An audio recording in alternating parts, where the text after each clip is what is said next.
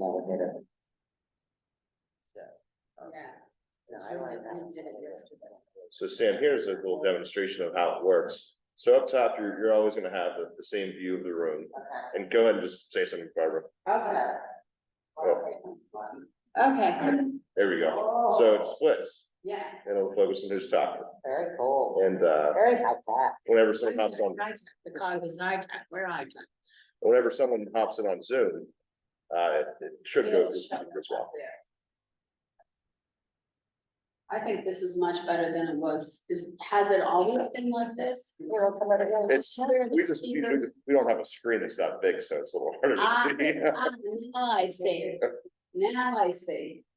Hey, we work for you. You guys could use it anytime. But they say like the artificial intelligence that runs the program is always evolving, adapting, so That's okay. maybe it is a little better today than it was 200 days Yeah, ago. and I think that's much nicer when you have somebody speaking that it's up on the screen. So if someone that is online talks and they have their camera on, will they show up on the screen? Well, that's the big, they usually don't have their camera on, so you see their name, but yes, that, it'll pop. That's awesome. Yeah. The only trouble I have is. Okay, we got some people in the way. Just moving on. Hey, Bill, you wanna move over here, or you gonna stay around? What's that? Are you gonna move over here with the rest of us? I'm here for the presentation. Well, come on over, Come on over. come on over. Yeah, so we were just set up on camp still too. Hey, how's it going, Nate? Fit that play in here. Good, Patrick. Good try.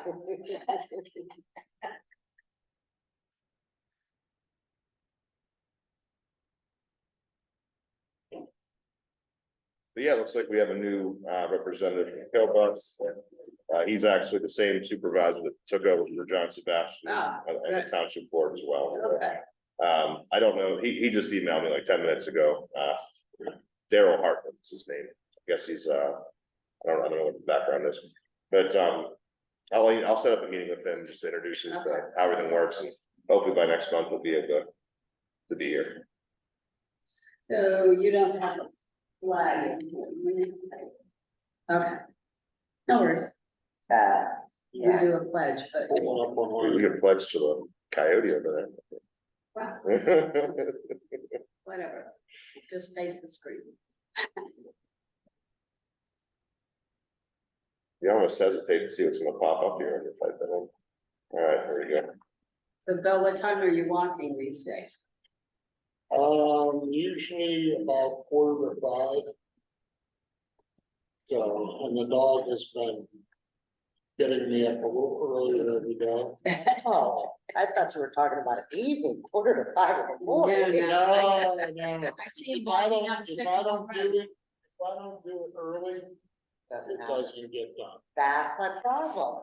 so.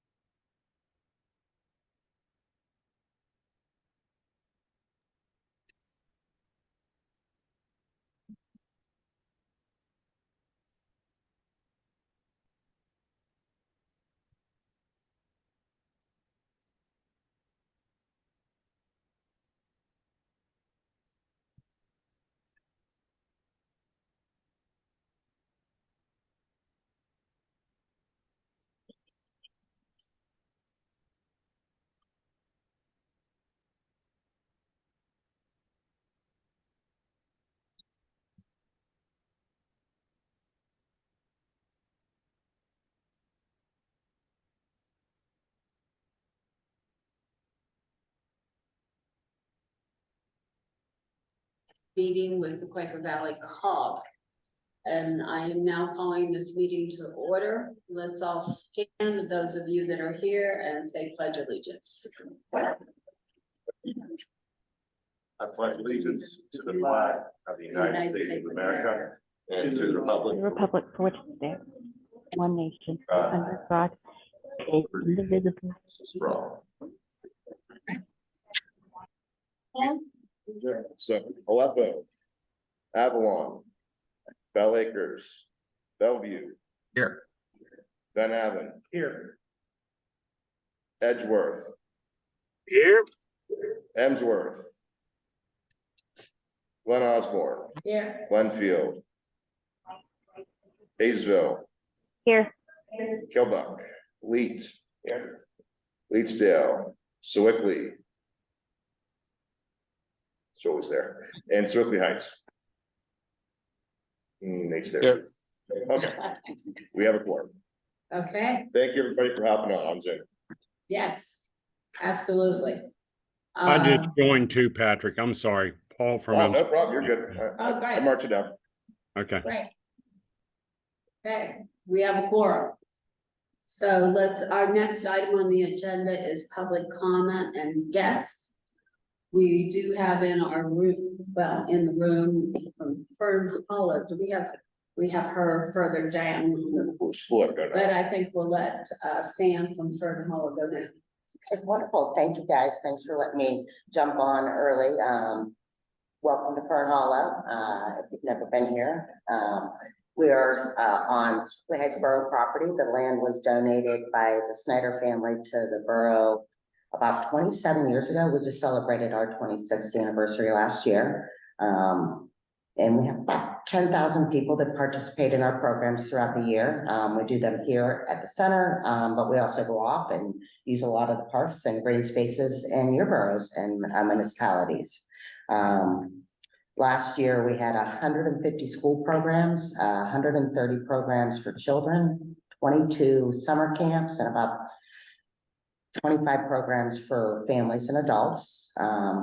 We're really gearing up, so please keep a lookout. Our adult programming, that's going to be our big initiative this year, is to really improve and add a lot of quantity to those programs. So we have our first one on September 19th on the Red Lantern Fly.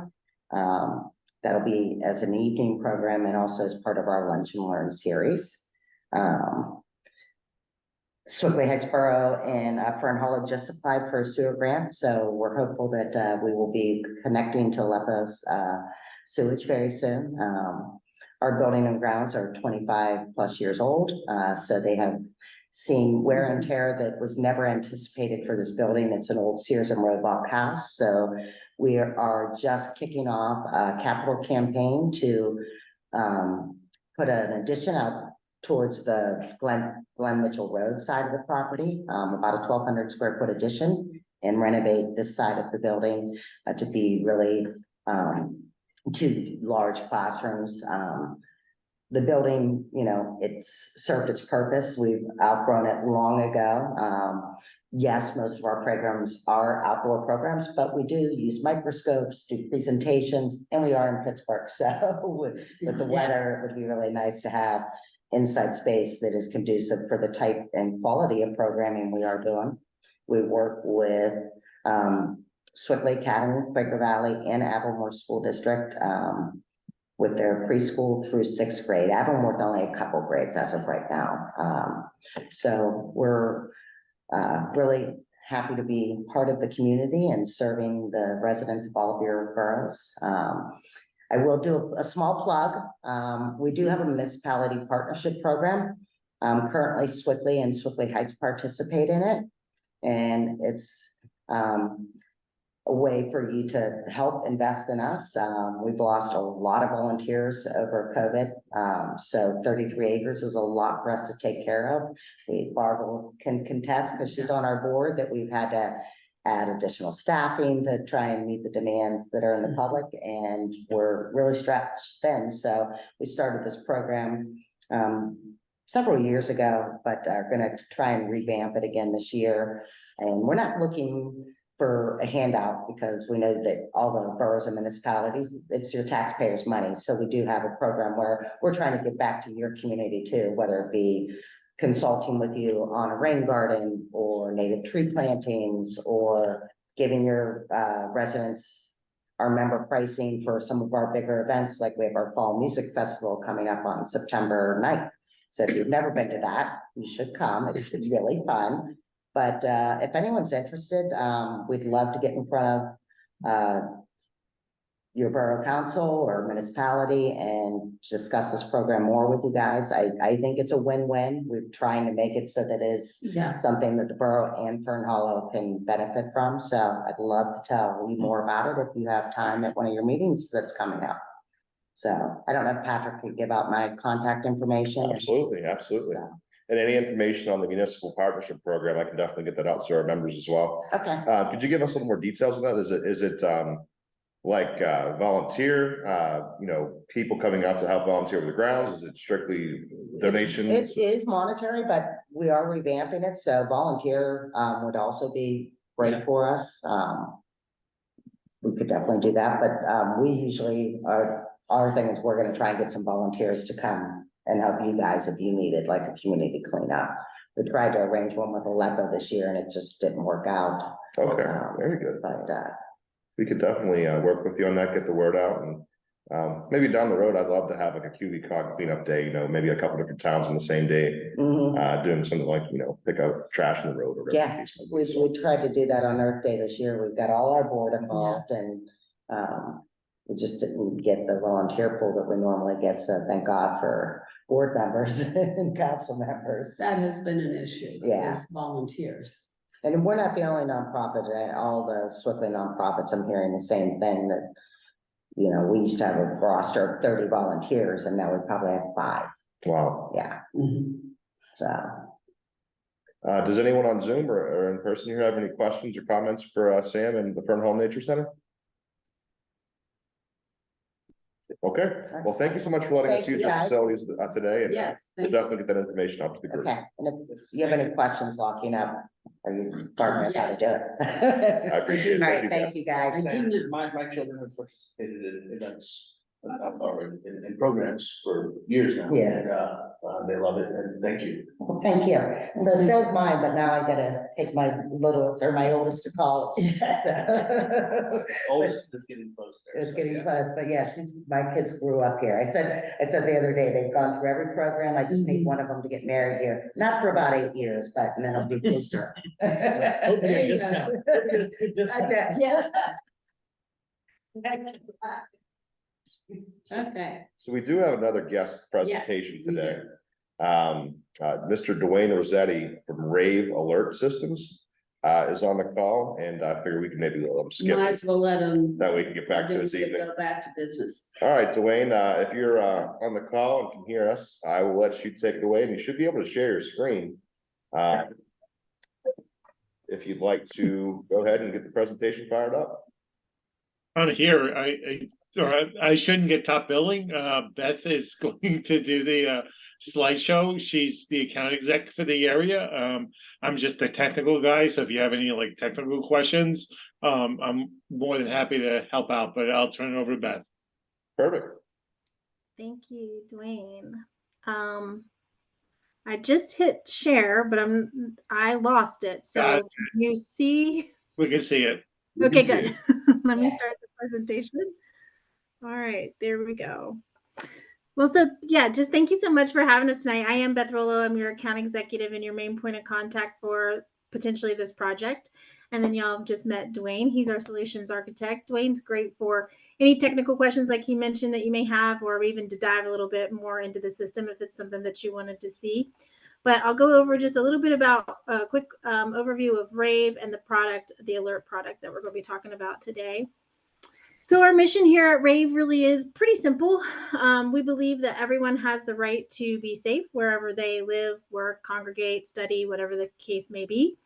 And we really believe that technology is required and plays a pivotal role in keeping those people safe.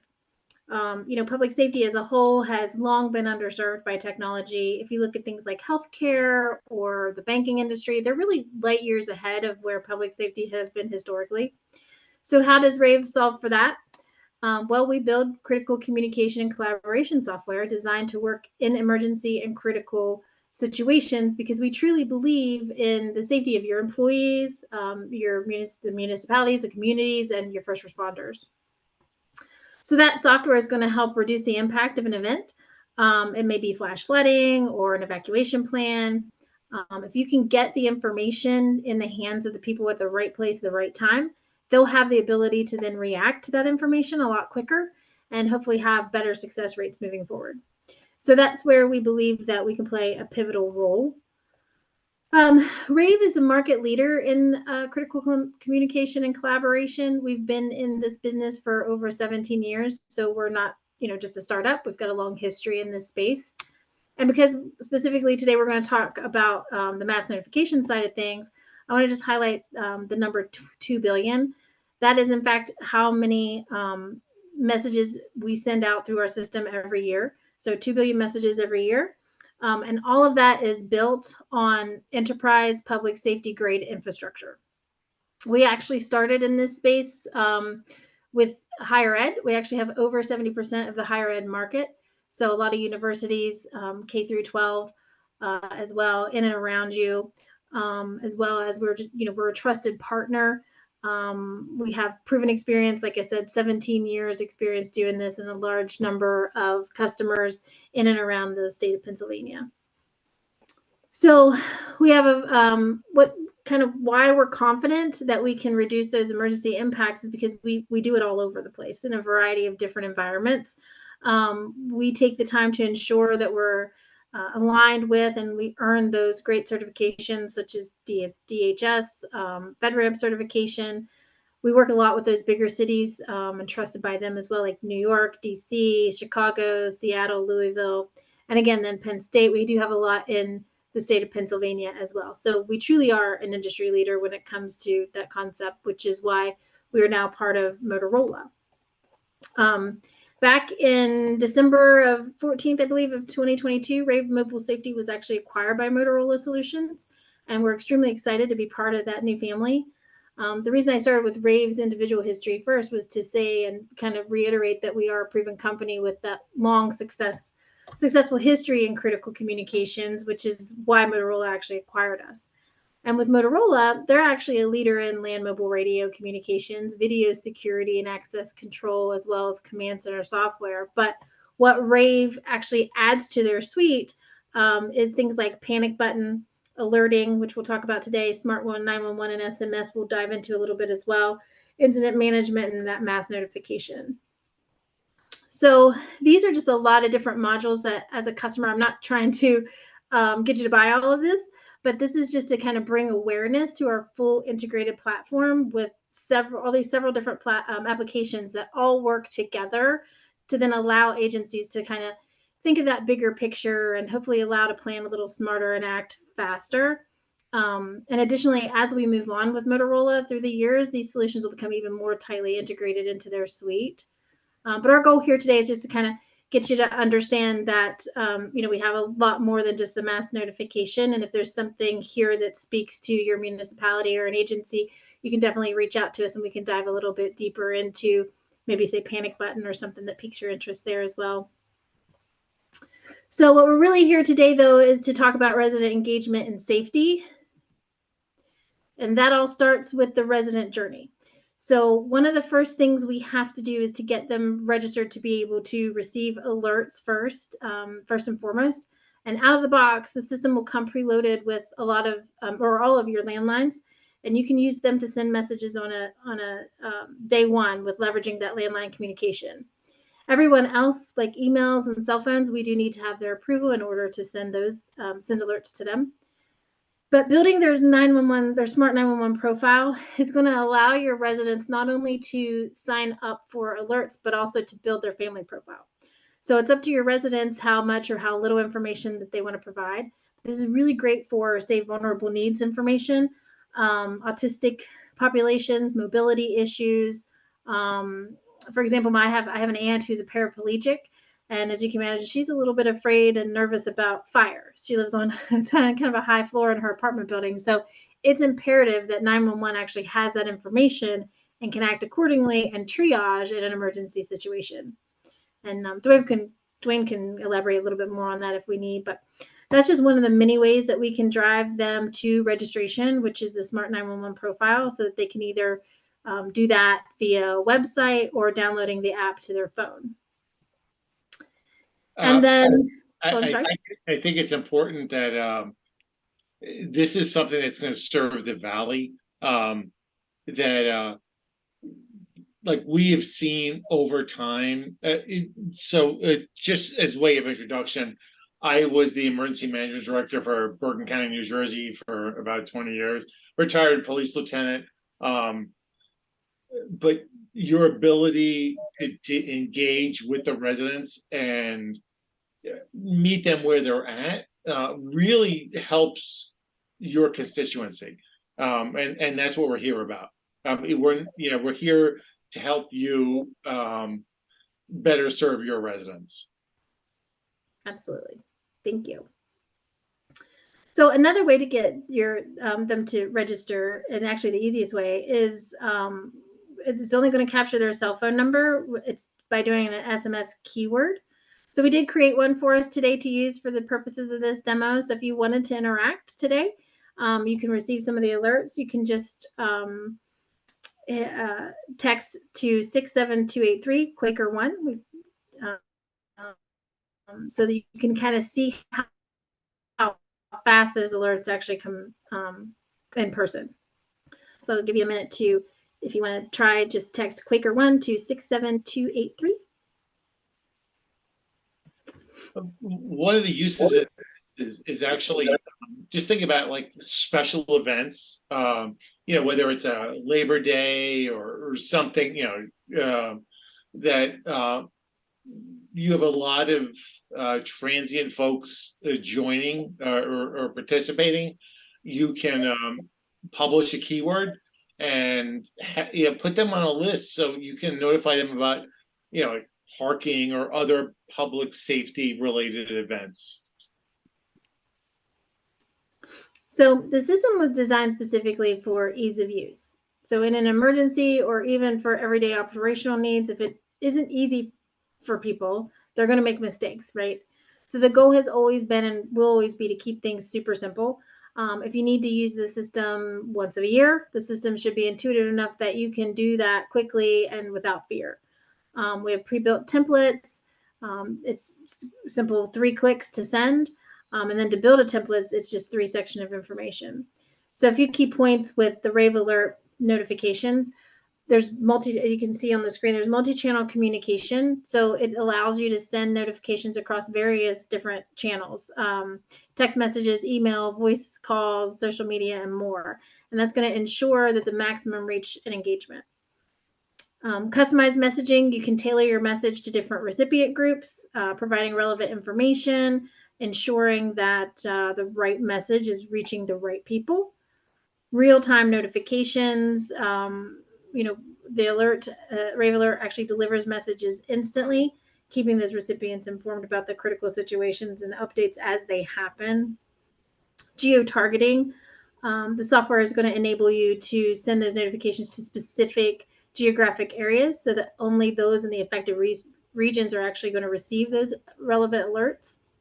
It is mobile, so it allows the users to receive the notifications directly on their smartphones. Yeah. There's yeah, sure. Interrupt you. So how are you doing that? Is that based on zip code or what's your geolocation methodology? So the geolocation is based on their physical address. Whether right out of the gate, we have everything we call it geocoded for the landlines, but as residents sign up and improve their profile and talk about access and functional needs, then they can actually refine their location for our software.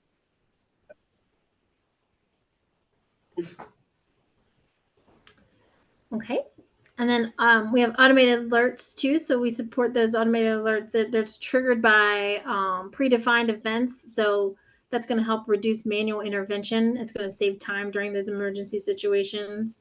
Two-way communication. So through polling, recipients will have can respond to messages, enabling that two-way communication for just better information exchange and coordination. Custom branding. So the software itself can be customized to match your organization's branding. So you're going to maintain that consistent look and feel for all notifications. And then, of course, like I mentioned, the templates, it's going to save time by using those pre-built templates for common notification. One of the items that's included with Rave Alert is a comprehensive weather alerting system. So whether you want watches or warnings or all the above, if you want to allow your citizens to sign up to receive those, text, email, voice calls, all of that's configurable. And but so this is we try to make this a kind of a comprehensive safety solution for your jurisdictions. Absolutely. Thank you, Dwayne. And so we did just kind of hit on this access and functional needs, vulnerable needs. This again, we can go in based on the information that they provide when they build their Smart 911 profile. We can kind of query against that data and then send very targeted messages to these individuals. So this would be great if you needed to do evacuations. It was highly used during the COVID times as well for those targeted communications. And then this is, oh, go ahead. It's something we find that residents, all right, your 20 somethings are probably not going to sign up. But you're guaranteed your parents with an autistic child or other difficulties, access to functional needs type of stuff will sign up, and you can target notify them so you don't over notify other folks. Potentially down the road, that information is available to 911 too, if that's something you guys desire. So this piece is an add-on to the Rave Alert system, but it also ties into that ability to kind of manage incident tasks. You can assign different tasks because not everything is going to be managed by a single individual or a person or agency, right? The person that's sending out that initial message might be triggering an entire incident or an entire event that needs to be managed by multiple people. And some of those may be have very specific tasks that are manual in nature, and then others might be tied to your mass notification side of things. So this add-on actually pulls it all together, and that you can use it from your phone as well. Yeah, this option allows. I mean, think about when something happens like flooding. This allows everyone that's authorized to have a common situational awareness picture of what's going on, hoping to resolve the issue more quickly and obviously more safely. I have a quick question for you guys, and you might even be getting to it right here next up. A lot of our municipal staffs are really small, and they may need help getting these emergency alerts sent out. Is there a customer service line or a representative through Rave that assists individual clients to help get these messages out, whether it's a police officer or a municipal secretary or manager that you would work with? There is absolutely, but first and foremost, we try to make Rave Alert as easy as to use as possible. So it's extremely intuitive. We understand that when your folks are sending out alerts, there's other stuff going on, and this should not be their main point of focus. So we make it easy. But yeah, we do have support for them if needed. Thank you. Sure. And then lastly, this is just our custom branded app. So this we're showing is Chicago.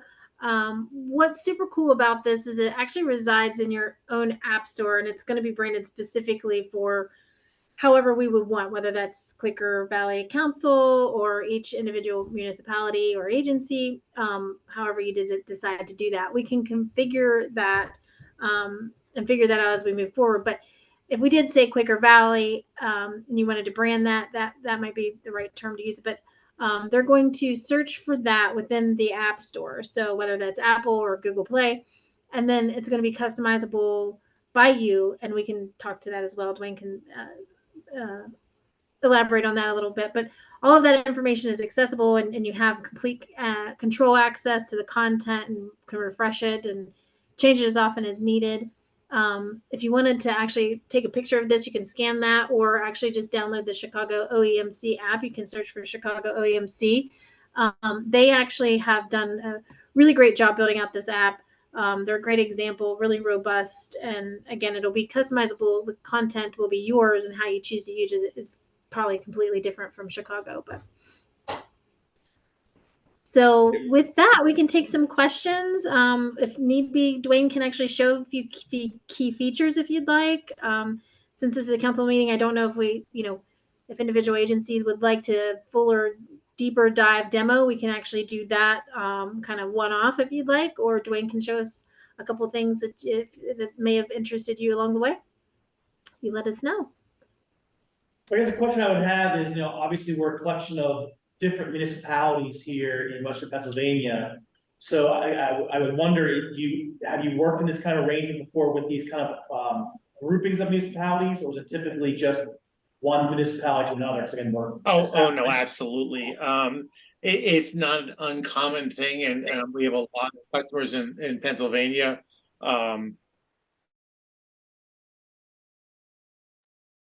Oh, looks like we lost Dwayne. The individual integrity of your jurisdiction, if you so desire. One question I had, you guys showed that individual app and sort of the branding that you can generate. Is there going to be support for that as well, or is it sort of you're on your own to build that app? Or will you guys help our communities do that? Wow, support, that'd be a great idea. No, we do that. We have a community marketing team. We also have a community marketing portal that you can actually go on and help spread the word about Alert and Rave Alert and how your citizens can benefit from it. So it's always a work in progress, but it's something that we're at your disposal. Any other questions for the Rave team?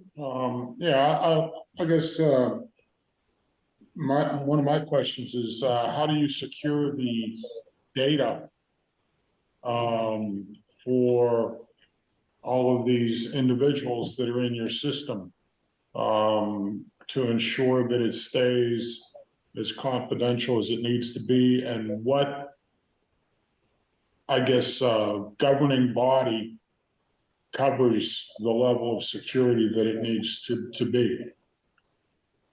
Wow, that's a really good question. To my knowledge, there is no governing body per se that does this. I mean, the FCC to some degree does it. I mean, I'm thinking more along the lines for medical, you have people that there are HIPAA laws and things like that. So I was just wondering if there's any, not even a governing body, but even a regulation out there that says, hey, you need to follow this standard for securing the data. So, great question. There is no per se regulation. Let's speak specifically to HIPAA, the Health Insurance Privacy and Portability Act. However, we are 100% HIPAA compliant. We also have all of our data is encrypted both at rest and in transit. So we take privacy very, very, very seriously, and we are up to FedRAMP authorized. So if anyone, if you talk to anyone in the United States, that's in a data kind of world, FedRAMP is the gold standard for data security. So we take that security very seriously. Your jurisdictions will actually be able to search on folks. However, when they do that, the folks that are in the system are notified.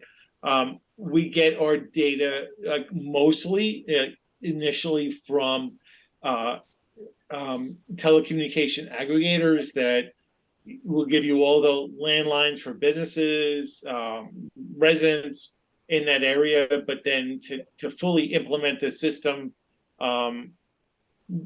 folks should be able to sign up, which we make very easy for them, and put other information in that may be valuable to your jurisdictions. Okay, and another question I have is, if you were to roll this out into, let's just say, a community of 1,000 households. Mhm. Typically, to get buy-in, in your experience, how long would it take to get, say, 30% buy-in, whether you have 30% of the residents, 50% of the residents, 70% of the residents? You're never gonna get 100. No, So how does that curve typically work, and what's the time frame for that, to get that database set? I'd like to tell you that the curve is very quick, but it depends. Guaranteed, and hopefully this is not the occurrence, but if you have some kind of major event, like a disaster, flooding, et cetera, people sign up instantly. The other is just word of mouth, and doing a good job as a government jurisdiction and messaging these folks.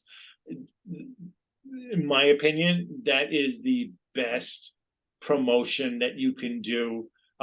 So when people hear about, the recycling or some other, maybe an emergency type of situation, when they get that message, they're always asking, "Where'd you get that?" And then people can say, "I signed up for this." Smart 911 also allows multi-jurisdictional support. So regardless of where your jurisdiction is, if you have the mobile app, it's free citizens app. If they go to another jurisdiction that's serviced by this, which are a ton of in the United States, they will get the messages too, even though they're not on a list. So it's a crawl, walk, run. But we have experience with this. We're confident in it, and ultimately it works. Okay, and what's the pricing? Yeah. That's something that I'd have to work out with each individual municipality, but I can do that for you. If anyone's interested, just, Patrick, you have my information. You can either disseminate that. I can resend it to you later, but we can definitely work on the pricing for you.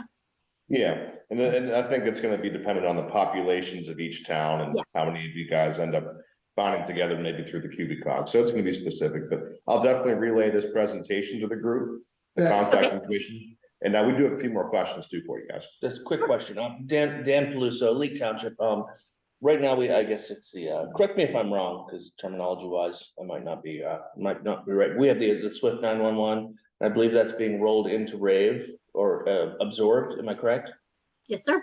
Migrated, yeah. Yes. So I think, it seems to me that our system right now is pretty bare bones, or at least our utilization is. I was told by our manager that it would just replicate that. But I think the ability to text and email and so on is valuable. Can you give me any explanation of what all that means, or that transition? Sure. So after I retired as a police lieutenant, and Swift Reach called me to come work for them, and my wife told me I have to. For those of you married, you'll understand. So I'm intimately familiar with Swift 911. I used that with the county of Bergen for a very long time. Rave Alert is much more intuitive, much easier, and has a lot more capacity than Swift 911. The folks hitting the button, so to speak, on it will appreciate it. I guarantee it, as opposed to the Swift 911. Okay, and I think we were kind of told that, we have our database, whatever we have, and that maybe by November or something like that, unless we enroll in Rave, it would go away, or can you explain that? Sure. I mean, what we'll do is, anyone that's signed up for Swift 911 for the Valley right now, will be migrated over to the Rave Alert account. So they'll be in there from day one, and it's really up to the municipalities to increase potentially the registration and effectiveness of it. And I wish there was another way other than registration, but the information that goes in there for these folks is pretty detailed and very useful to public safety. Okay, thank you. Anybody on Zoom have any questions for our presenters?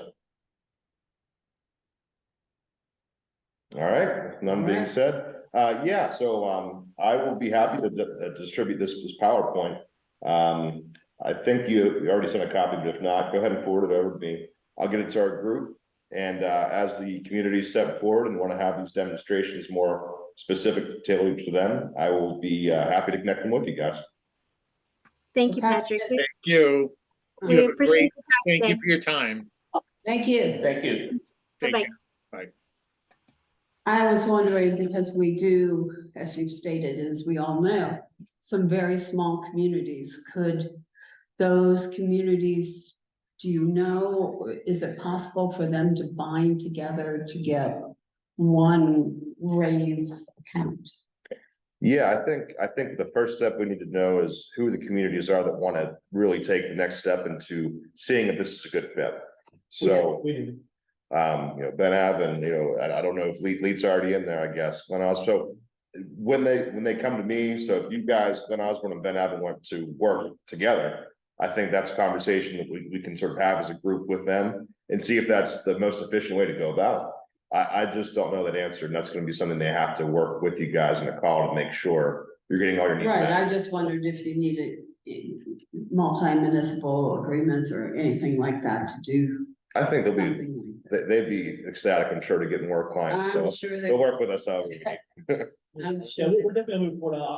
My emergency coordinator knows much more about this than I do, but we'll probably very quickly, we can share that information, we find out. Yeah. They provide pricing for us or whatever it may be, that I can relay that. And I can relay it. they were pretty quick to answer the call whenever I reached out, and they obviously hopped on the call 2 weeks later, so I think they'd be willing to set something up pretty quick if you guys are ready to Right. roll, so. We might want, what do you think, Bill, a presentation in front, we could use there.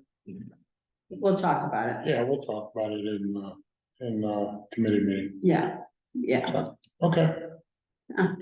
Okay, moving on, it's, I hope everybody has read the minutes of the July 19th meeting, and I'll take a motion to approve those minutes. Second, Any discussion? All those in favor signify by saying aye. aye. Okay. Oh, great. Once again, thank you. That's nice to have that. Next on our agenda is approval of the financial reports, our unpaid bills, and payroll summary. Patrick, do you have any comments? Really, the only bill that sticks out is going to be, we're paying for our 2022 audit for K-17.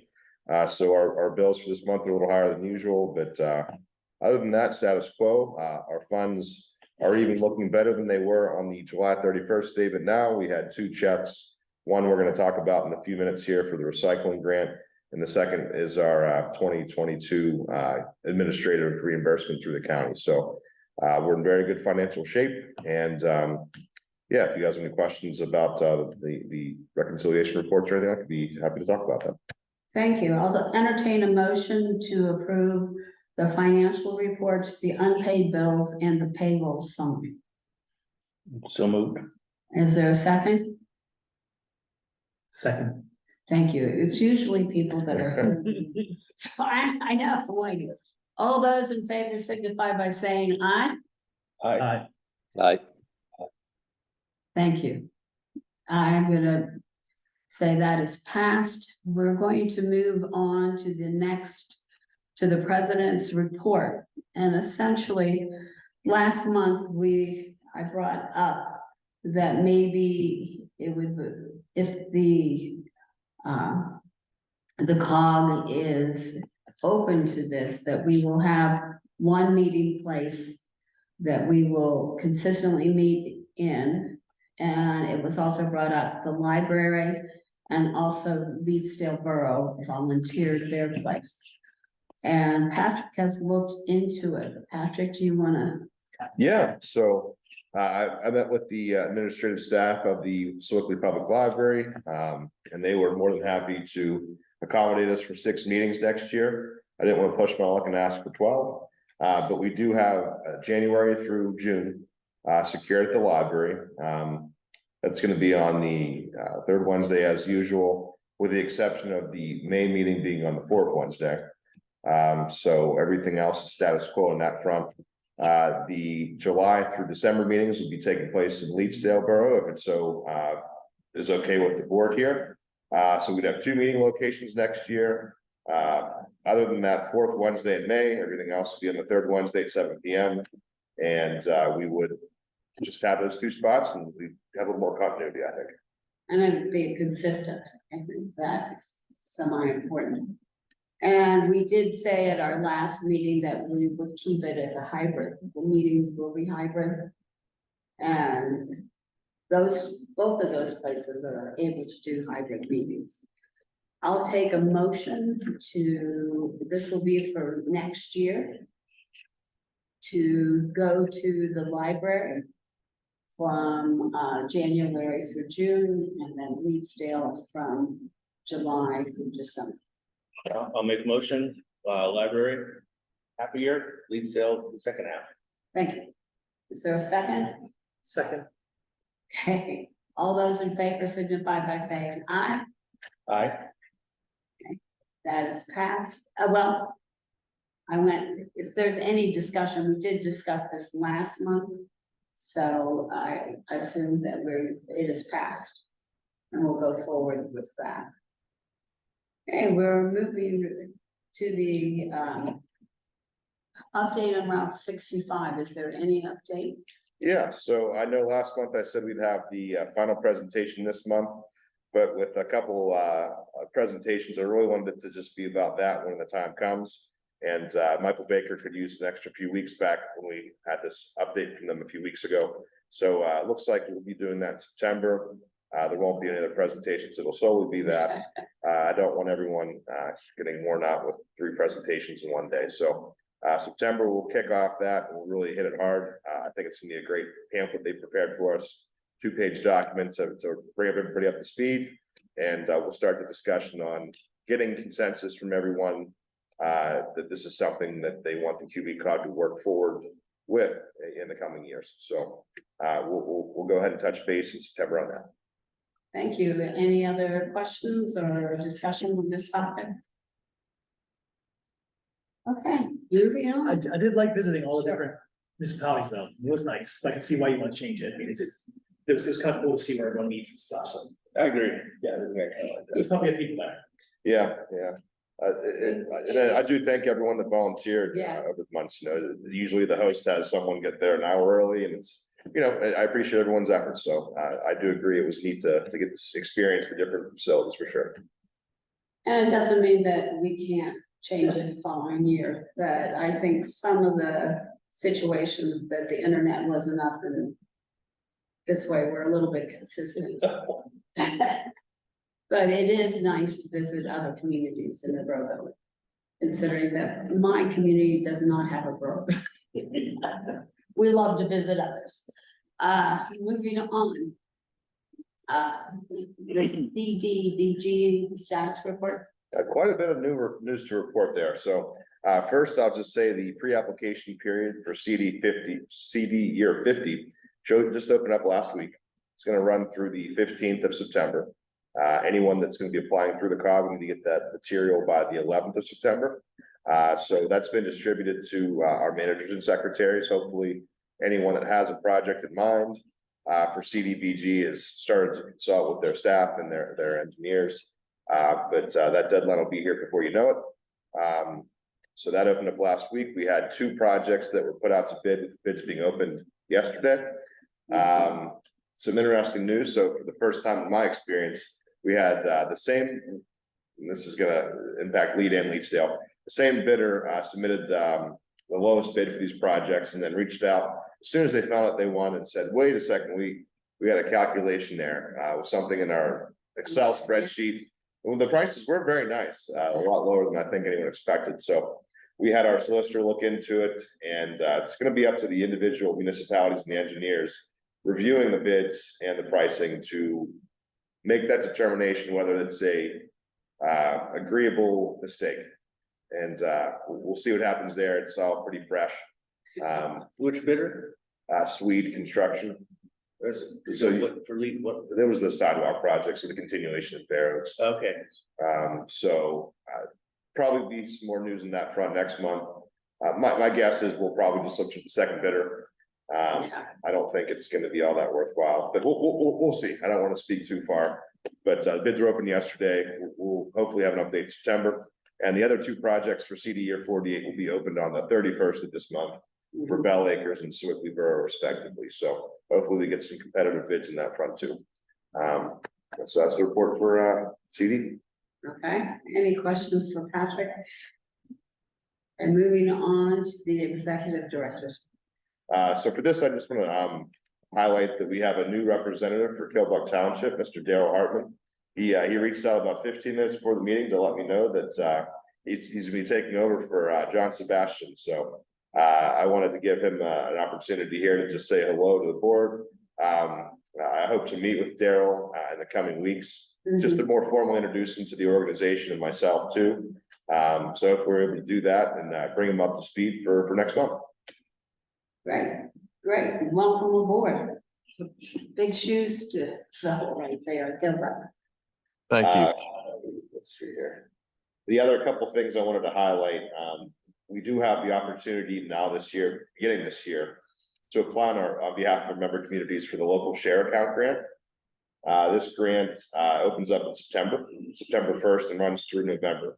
So this project, these projects can range anywhere from $25,000 to $1 million in funding. It's similar to the gaming grant, but it's statewide, so it goes through DCED as opposed to the county.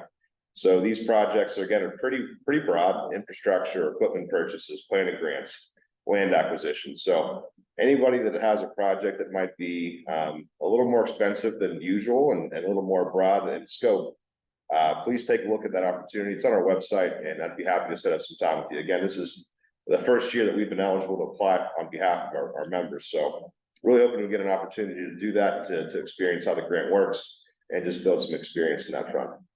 And we already talked about the pre-applications for CD opening. So that report short and sweet for this month. Any questions about the report in the packet by any of the members? Hearing none, I'll go on to new business, down to the letter of support for Comcast Cable. So Allegheny County Economic Development reached out, and it looks like Comcast is looking to apply for some American Rescue Plan funds for the installation of new high-speed internet in some of the untouched parts of Allegheny County that might not have that infrastructure. So they're going around all the COGs, all the municipalities that might be impacted, looking for letters of support. I did use their template to put one together. Hopefully we're gonna have a chance to take a look at it, but pretty, cut and dry, just seeking some support for that money. Okay, any questions? I hope everybody, I'll take a motion to approve the letter of support for Comcast Cable. So moved. Thank you. I was waiting. Is there a second? Second. Okay, all those in favor signify by saying aye. Okay. Next is approval of Act 2021, Act 101, Section 904, the recycling performance grant payments. So this is exciting news. Instead of, we're giving money back instead of asking for Yeah. money from you guys, right? So every year we apply for the Section 101, Act 904 Recycling Performance Grant through DEP. Last year, we set a record again, bringing in $26,133 through the grant. This is a combination of residential, commercial, and then a bonus award as we all bind together to apply. The tonnages get a bonus award through DEP. So we increased our funding by 10% year over year from 2020. And I just anticipate that continuing to build as we build this program up. So just over $9,000 is going to be sent out. We have the amounts listed below for each municipality. This is based on the residential tonnages.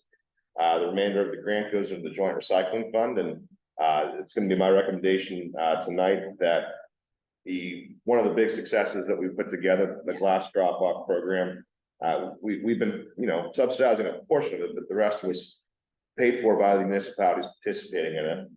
And my recommendation is to take that full circle and have the QBCOG pay for that program with our joint recycling fund. Now that we have a year of experience utilizing it, we understand what the costs are going to be, and it's something that should be easily absorbed into what we've built and what we're going to continue to build for our recycling fund. So I could take a motion that we use our recycling fund monies to pay for the glass dumpsters. So moved. From Emsworth, so moved. Well, second. Okay, great. Any discussion on this? All those in favor signify by saying aye. Aye. Aye. And those checks will be sent out tomorrow, so probably a week from tomorrow. Your managers and secretaries will get the amounts listed here for the grant. Okay, next but not least is the 2024 draft budget update. Yeah, so last month we got together and put together a budget committee, but a lot of scheduling conflicts and vacations going on this year, so we weren't able to get together as a group. But Barbara and I last week did get together to go over the parameters of this very initial budget. I did include it in the meeting packet here. Obviously, not a lot changes year to year, but a few of the things that we do anticipate changing, we just highlighted one of them. Instead of rolling over the money into the recycling fund, we're going to be using a larger portion of that money to start reinvesting it back into our communities. 3% increases are being proposed for any administrative staff. A lot of these costs, like the annual dinner, the utilization funds, we don't have the costs yet for this year, so we're just going to keep a lot of those the same. But we're always going to be conservative on grant and program revenues, just with the anticipation that we never know what's around the corner, right? So we're just going to pretty much base everything with what we did the year before. So I mean, hopefully everyone had a chance to take a look at these. Nothing too different from what we've done in the past. Just reinvesting a little more of our savings into our programming here. The other thing that has been a huge change from the last 2 years over the previous years is the RAD distribution. And that's the 1% extra sales tax in Allegheny County. A portion of that, if there is an increase, it's supposed to go to intergovernmental collaboration per the creation of that revenue. And 3 or 4 years ago, we were bringing in like $2,000 or $3,000. Just this past year, we brought in over $25,000. So the first swing was obviously due to COVID, where we brought in $0 in 2021 based off 2020 rates.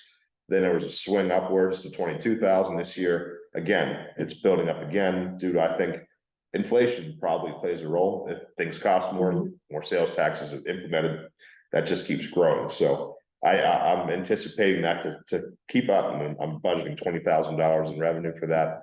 Just probably going to be more, just to highlight that that is a revenue stream that I don't think Austin's organization really planned for, maybe 5 years Or ago. maybe understand. Yeah, yeah, that too. With it. Yeah. But yeah, so again, the majority of those collections go towards our general capital fund, so that is something that we can again build programs moving forward based on these revenues. If there's any comments, any feedback, I'd be happy to answer those questions and then tweak the budget accordingly for next month for hopefully the adoption of the 2024 budget. Yeah, I'd like to have John go over it with John, our treasurer. We'll be happy to do that. Any feedback, questions, thoughts?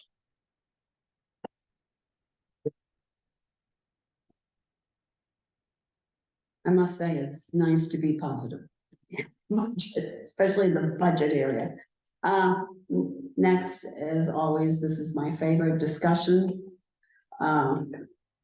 The concerns of delegates. Yeah, let's go around the horn here. I know a few members had to drop off, but I am very appreciative of them being able to hop in meetings to get us onto a quorum. So, Dan, anything in Bellevue? Nothing really in Bellevue. Kind of just running status quo right now, so we're good to go here. Very good. Rick and Ben Abbott, what's new? Well, we did get final approval, but go ahead, we were alerted that our project that the QB is helping us with, our building rehabilitation, is gonna start next week. That is a phase 1 roof and window replacement. Nice. Phase 2 is a elevator to gain access to our second floor, so we're excited for that to happen. We're thinking we may have to extend that, but maybe we'll get it in just under date. We have our annual fall festival, September 30th. In the borough, that's always a pretty well attended event. We have been working with Ohio Township, renegotiating our police contract. That's impacted both ourselves, Killbuck, Emsworth, will impact Aleppo and the Heights, as well as Neville Island, with increases in costs. So that's been an interesting process of opening up an existing contract. There are some big concerns, I think, from our perspective on just these increasing costs for what are in essence shared services, but really contracted services, and kind of the monopolies that have grown from that. So I think as we work to solidify this contract, we may start exploring with more interest regional service, regionalized police, but mostly just for long-term feasibility and survivability, as well as being able to give more input into decisions. Because when you're receiving services, you're just a customer. So again, hoping to finalize that contract by September, but maybe look at other alternatives, because I think those are the trends we're seeing: the expense of fire and ambulance and safety. So again, a topic that may be of interest over the next few years for everyone, because it's just so expensive. I think it is for every municipality. Very good. All right, Barbara, what's new in Glen Osborne? In Glen Osborne, we're finishing up our zoning. That we have looked at for this is 11 years since. And it's amazing to me, having done it both times and the comprehensive plan, how quickly things change and terminology changes in municipalities, and what you have to even use as definitions, like define and define or, which I assumed would have been defined by education, having been a teacher early on, but no, it's now in the zoning definitions. So I found that interesting. The other thing I found interesting and that we're contemplating is, as we all know, the newspapers, our local newspapers, and doing public advertising, we still have to use, and I have loved local newspaper and news, but they have an avenue that's now going online, even though our state representatives are not dealing with the situation, or even modern coming into this century. Yeah, I did notice, for example, in the Aleppo zoning, they did put as an option internet advertising, which I found interesting. And Glen Osborne is now looking at that, but it's a long time coming and needs to come as we lose our wonderful local papers. And we're also doing, because we were a member of, there was a group that was Hayesville and Glenfield and Glen Osborne. We were concerned about the trains, if there should be a train accident. We do have residents that live between the tracks and the river with one way in and one way out. And how to get those people out and how to deal with the emergency management. And looking at this, that particular committee, I would only speak for Glen Osborne. Personally, I realized how if, besides having an emergency management, I've always assumed the emergency manager would take over, which in ours is Bill Monsky, who was here, who's great. But the council really needs to know, because we're all volunteers. He may or may not be available. And the county will take its time coming in. Just checking to see if you have your Ps and Qs, the EOP registered with Allegheny County. If you have a book of where things are and where water is, where, you know, just the practicality. So we're devoting our next committee meeting to really looking at others' emergency management plans. Because as a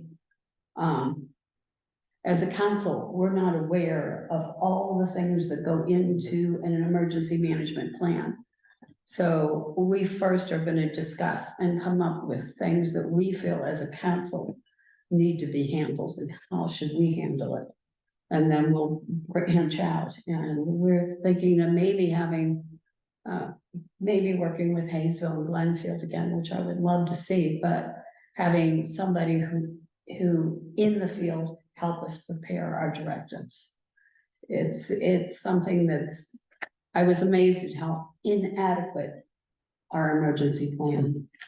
Did you guys get a resolution on that issue that you're having with the trains being too long, stopping downtown and blocking that intersection? They rectify that? Are you still, you know?